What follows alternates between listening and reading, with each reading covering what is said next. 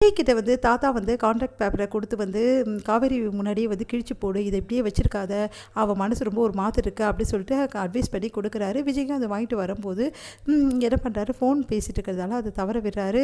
மேஜை மேலே வச்சுட்டு ஃபோன் பேசிகிட்டு இருக்காரு. அப்போ கரெக்டாக ராகினி வந்து அந்த பேப்பரை வந்து பார்த்துட்றாங்க. பார்த்துட்டு வந்து அவங்க அப்பா கிட்ட எல்லா உண்மையும் வந்து சொல்லிடுறாங்க. இந்த மாதிரி வந்து விஜயும் காவேரி கான்ட்ராக்ட் மேரேஜ் போட்டிருக்காங்க, அவங்களோட மேரேஜ் கான்ட்ராக்டும் இப்போ முடிய போகுது அப்படின்ற விஷயத்த சொல்கிறாங்க. அதை கேட்டு வந்து சூப்பர் சான்ஸ் நம்மளுக்கு கிடச்சிருக்கு, இதை யூஸ் பண்ணி காவேரி அங்கேருந்து அனுப்பிச்சிடலாம் அப்படின்னு சொல்லிட்டு எல்லோரும் சேர்ந்து பிளான் பண்ணுறாங்க. இது கூட இந்த பிளானில் வந்து அன்பரசும் வந்து சேர்ந்துக்கிறாரு. நானும் வந்து எப்படியாவது வீட்டுக்குள்ளே போகணும், அதுக்காக நானும் இதை யூஸ் பண்ணிக்கிறேன் அப்படின்னு சொல்லிட்டு அவரும் சொல்கிறாரு. அதன்படி எல்லாருமே வந்து வீட்டுக்கு வராங்க. காவேரியோட குடும்பத்தையும் வர வைக்கிறாங்க.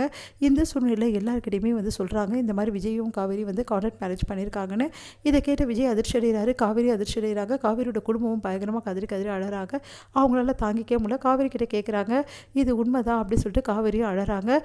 அடுத்து வந்து இந்த விஷயம் எல்லாமே எனக்கு தெரியும்னு சொல்லிட்டு தாத்தா சொல்கிறோன்னே தாத்தாவை கேட்டுட்டு எல்லாருமே அதிர்ச்சி அடைகிறாங்க. நீங்கள் என்ன சொல்கிறீங்கன்னு, எனக்கு ஆரம்பத்தில் இந்த விஷயம் தெரியுங்க, 2 பேரும் இப்போ வந்து அப்படிலாம் கிடையாது, ஒத்துமையாக தான் இப்போல்லாம் இருக்காங்க 2 பேரும், அதனால் நீங்கள் இதை பெரியசுப்படுத்தாதீங்கன்னு சொல்லிட்டு சொல்கிறாங்க.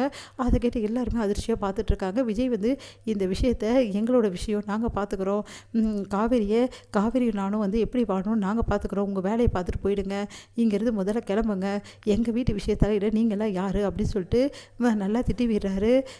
அதுக்கு வந்து பசுபதியும் வந்து அன்பரசும் வந்து நான் உங்கள் நல்லதானே செஞ்சேன்றாங்க, நீங்கள் யார் நல்லா செய்கிறதுக்கு, நீங்கள் யாரும் நல்லா செய்ய வேண்டிய அவசியம் கிடையாது, இது ஏன் வாழ்க்கை ஏன் பிரச்சனை, நான் பார்த்துக்கிறேன், நான் கான்ட்ராக்ட் போட்டு கல்யாணம் பண்ணது உண்மை தான், ஆனால் அதுக்கு என்ன காரணம்னா காவேரி பணத்துக்காக ஒன்றும் என்னை கல்யாணம் பண்ணல, அவள் வந்து ஒரு உயிரை காப்பாற்றுறோம், அவங்க தங்கச்சியோட உயிரை காப்பாற்ற என்னை கல்யாணம் பண்ணா, அந்த மாதிரி ஒரு நல்ல பொண்ணுக்கு வந்து நான் ஒய்ஃபாக ஏற்றுக்கிறது தப்பே கிடையாது, நானும் காவேரியும் காலம் ஃபுல்லாக ஹஸ்பண்ட் ஒய்ஃபாக வாழ முடிவு எடுத்துட்டோம், அதனால் யாரும் எங்கள் பேச்சுக்கு வரக்கூடாது, இந்த விஷயத்தில் நீங்கள் யார் தலையிடுறதுக்கு அப்படின்னு சொல்லிட்டு எல்லாரையும் திட்டி விடுறாரு.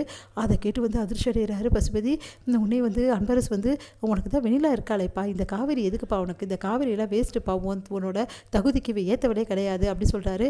அதை சொல்கிறதுக்கு நீங்கள் யார், முதல்ல நீங்கள் மரியாதைங்கிறது போயிடுங்க, என் வாழ்க்கையை எனக்கு வாழ தெரியும் அப்படின்னு சொல்லிட்டு அன்பரசையும் வந்து பசுபதியும் வந்து விரட்டி விடுறாரு. பசுபதி வந்து செம்ம டென்ஷன் ஆகிறாரு. உடனே ராகினி வந்து அப்பாவே அவமானப்படுத்திட்டீங்களா அப்படின்னு சொல்லிட்டு செம்மையாக டென்ஷன் ஆகி அங்கேருந்து போகிறாங்க. வந்து தாத்தா வந்து காவேரி குடும்பத்துக்கிட்ட வந்து மன்னிப்பு கேட்குறாரு. சாரிங்க, இந்த விஷயம் எனக்கு முன்னாடியே தெரியும், என்னை மன்னிச்சிடுங்கம்மா அப்படின்னு சொல்லிட்டு சொல்கிறாரு. அதை கேட்டு அவங்க அழறாங்க. பாவம், என் பொண்ணு இந்த மாதிரி ஒரு முடிவு எடுப்பா, நான் நினச்சி கூட பார்க்கலையே, அவன் வந்து அவள் முடிவெடுத்து நர்மதாவை காப்பாற்ற தான் இந்த மாதிரி ஒரு பொண்ணு நீங்கள் பெற்றுக்கிறதுக்கு வந்து உண்மையிலேயே வந்து பொண்ணையும் பண்ணியிருக்கணும், காவேரி மாதிரி ஒரு பொண்ணு யாருக்குமே கிடைக்க மாட்டா அப்படின்னு சொல்லிட்டு அவர் சொல்கிறாரு. அதை கேட்டு அவங்க குடும்பமே அழறாங்க. இதை பார்த்து வந்து எல்லாருமே அழ ஆரம்பிக்கிறாங்க. எல்லாருமே வந்து என்ன பண்ணுன்னு திரும்ப காவேரி பார்த்து அழறாங்க. காவேரி அழறாங்க.